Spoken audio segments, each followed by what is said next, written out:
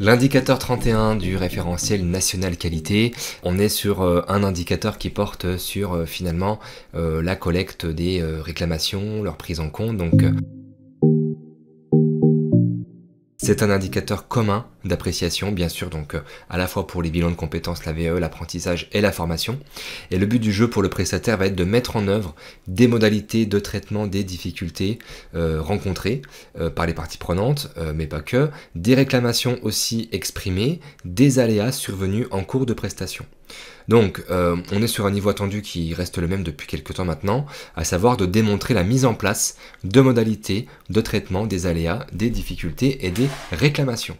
Alors, en quoi ça consiste? Eh bien, en fait, ça va consister par rapport justement aux non-conformités. Alors, déjà, de bien avoir en tête la différence entre qu'est-ce qu'un aléa, qu'est-ce qu'une difficulté, qu'est-ce qu'une réclamation.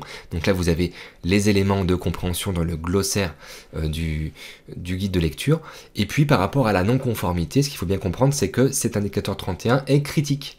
Ce qui veut dire que même un non-respect partiel engendre une non-conformité majeure.